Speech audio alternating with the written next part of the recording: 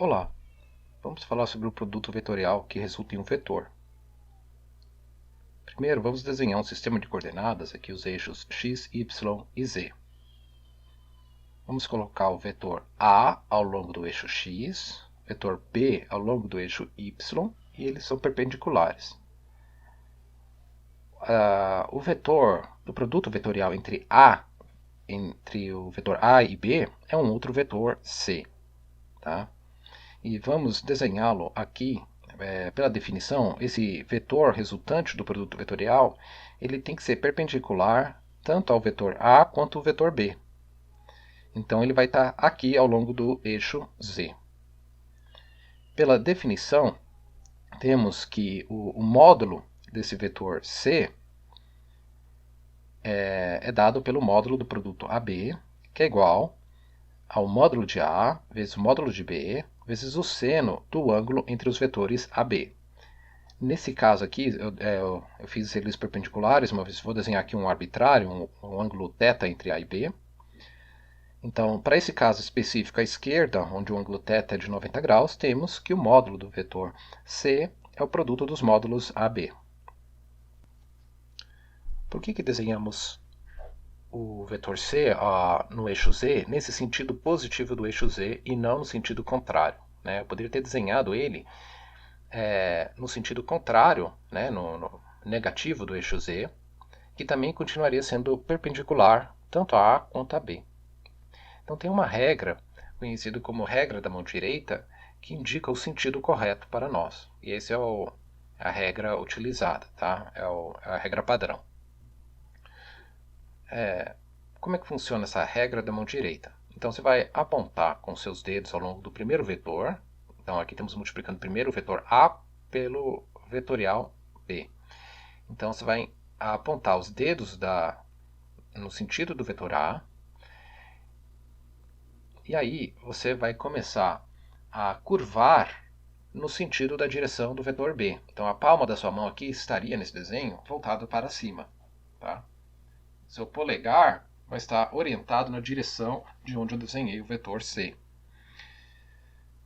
Então, essa é a regra. Quando você vai colocar a mão, os seus dedos da mão direita apontando na direção do vetor A, vocês vão curvar os dedos na direção do vetor B, e aí o seu polegar estaria indicando o sentido de onde estaria o vetor C.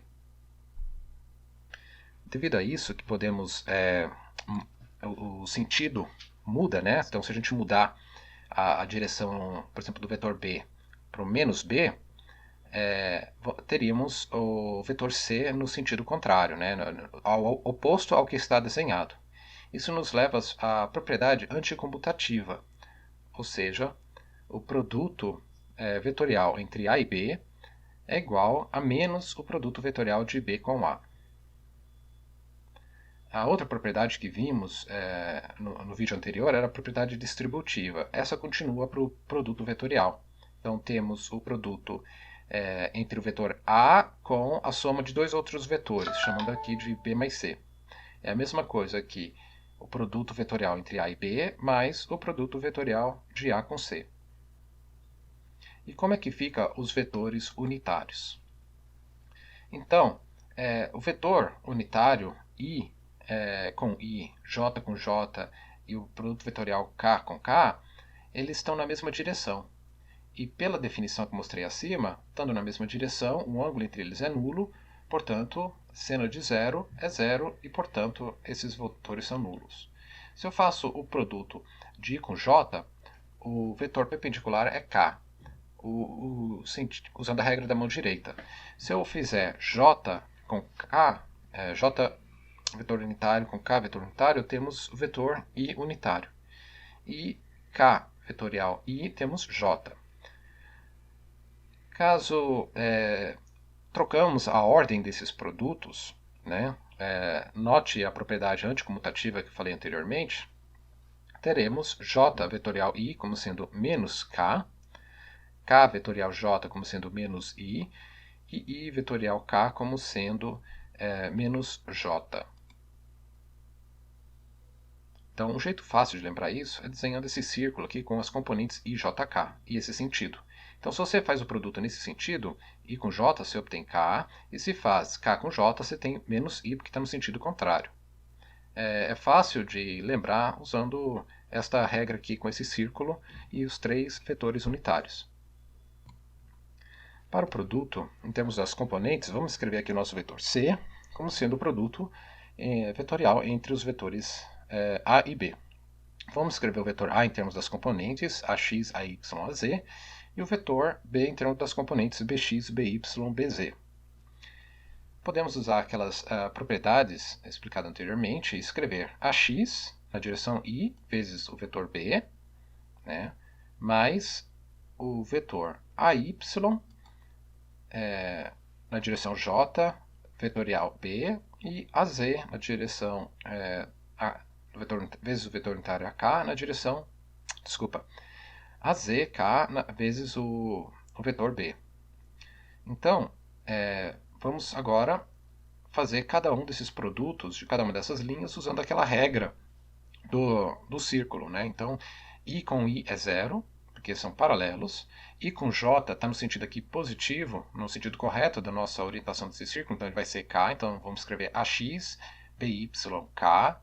E o próximo seria AXI com BZK.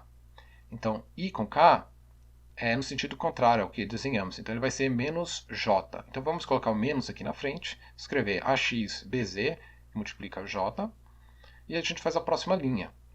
A próxima linha é o que? O produto envolvendo o vetor unitário J com I. Está no sentido contrário, então é menos K. Vamos colocar o sinal menos aqui no começo, vamos ter menos AY, BX na direção K.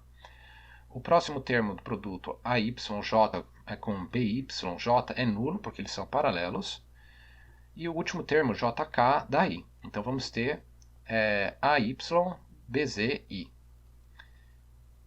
A última linha, vamos ter AZ na direção K vezes BX na direção I. Então é K vezes I, que resulta em J. O segundo termo aqui é AZ na direção K com BY na direção J. Então KJ é menos I. Vamos colocar o sinal menos, escrever AZ, BYI. E o último termo é nulo porque produto vetorial do vetor com ele mesmo, ou seja, paralelo, é nulo. Podemos agora agrupar os termos nas mesmas direções. Então vamos agrupar aqui os termos na direção I. Vamos ter AYBZ menos AZBY na direção I, mais AZBX menos AXBZ na direção J, mais AXBY menos AYBX na direção K. E dessa forma podemos resolver o produto vetorial em termos das componentes dos dois vetores.